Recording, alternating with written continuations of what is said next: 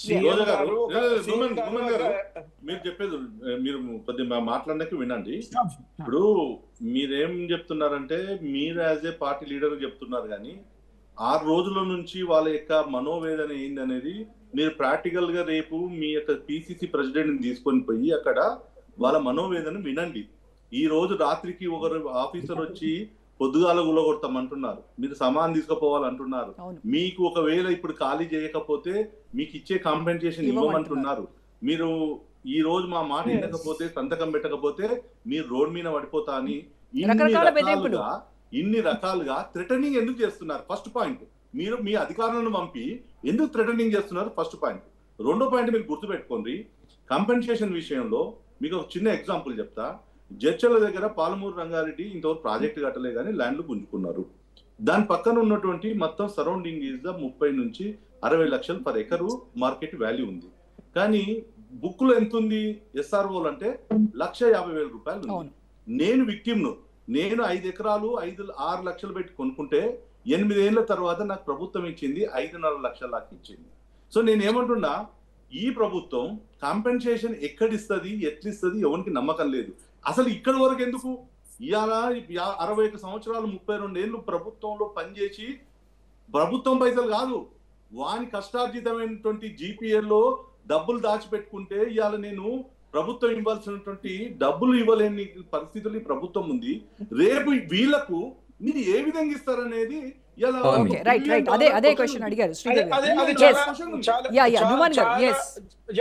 అది చాలా legitimate question. వారు ఏదైతే అడుగుతున్నారో దాంట్లో న్యాయం ఉంది, తప్పలేదు దాంట్లో.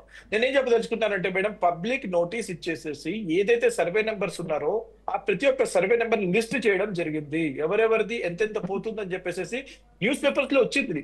నేను చెప్పడం కాదు, ఇది ఏదైతే పోతుంది, ఆ అపార్ట్మెంట్ పోతుందా, ఈ అపార్ట్మెంట్ పోతుందా కాదండి, అపార్ట్మెంట్స్ కాదండి, అక్కడ పర్పస్ గురించి ఏదైతే ల్యాండ్ ఎక్విజిషన్ జరగాలో దాన్ని ప్రతి ఒక్కటి తెలపడం జరిగింది.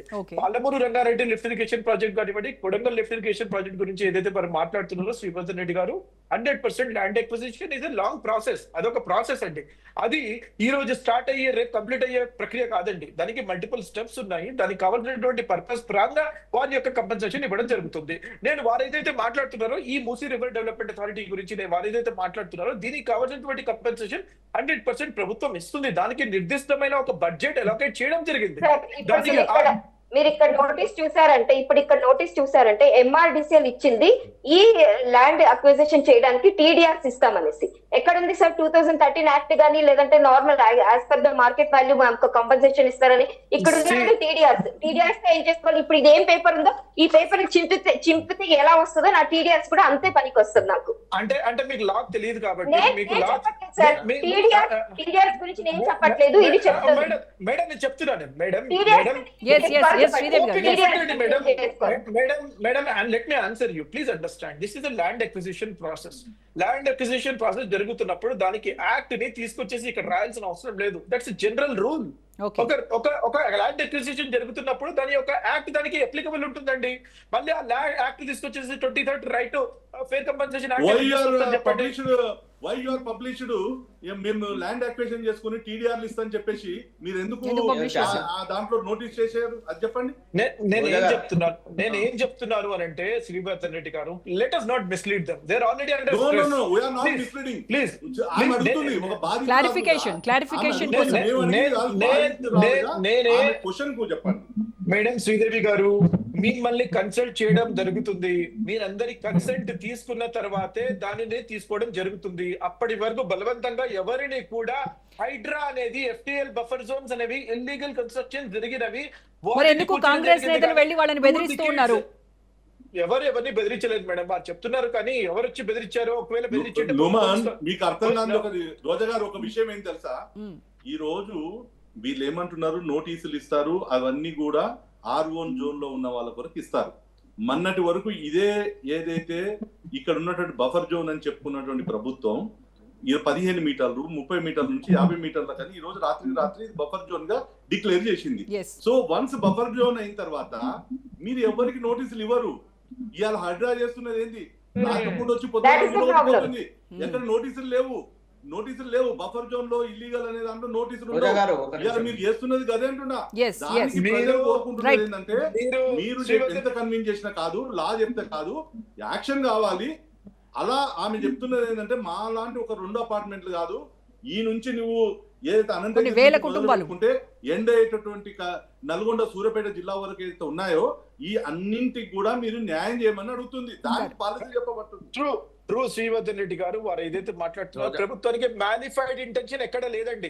మేము మిమ్మల్ని కావాలని ఇబ్బంది పెట్టాలని చెప్పేసి 50 మీటర్స్ కి ఏదైతే పెంచామని చెప్పేసి ఏదైతే ప్రతిపక్షాలు ఆరోపణ చేస్తున్నారో దాంట్లో నిజం లేదండి. నేను ఒకటే విషయం చెప్తున్నాను వీరిని కంపెన్సేషన్ ఇచ్చిన తర్వాత వీరికి కంపెన్సేషన్ మేడం శ్రీదేవి గారు మీకు కంపెన్సేషన్ ఇచ్చిన తర్వాతనే మీకు అక్కడ ఎక్విజిషన్ జరుగుతుంది. మీరు చెప్పడం కాదు, అది అఫీషియల్ అనౌన్స్మెంట్ కావాలి రోజా గవర్నమెంట్ గారు, నుంచి.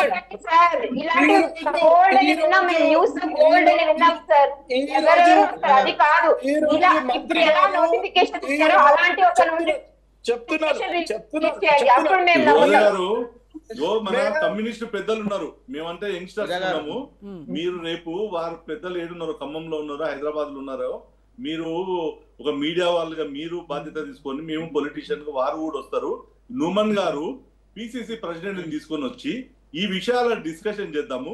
మీరు మీ తీసుకొస్తారా నుమాన్ గారు? అద్భుతమైనటువంటి పట్టిమతో చేస్తున్నారు.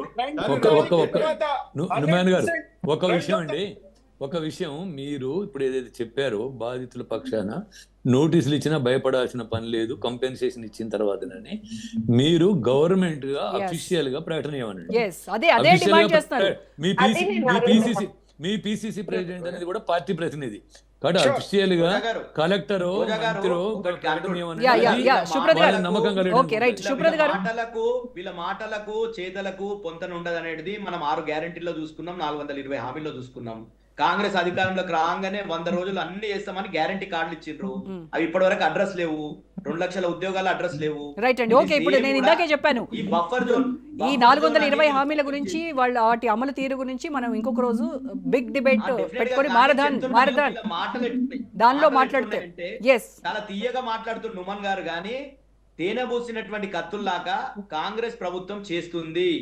కాబట్టే ఈ రోజు ప్రజలందరూ, ఈ రోజు శ్రీదేవి గారు కావచ్చు, శ్రీదేవి అపార్ట్మెంట్లు ఉన్నటువంటి వాళ్ళందరూ కూడా భయపడుతున్నారు. ఏ రాత్రి హైడ్రా పేరు మీద మాకు బుల్డోజర్ వస్తాయనే భయంతో ఉన్నారు. కాబట్టి తప్పకుండా ఈ ప్రభుత్వ ప్రజా వ్యతిరేక కార్యక్రమాలకు 100% గా బీఆర్ఎస్ పార్టీ వీళ్ళ ప్రజల పక్షాన ఉంటది.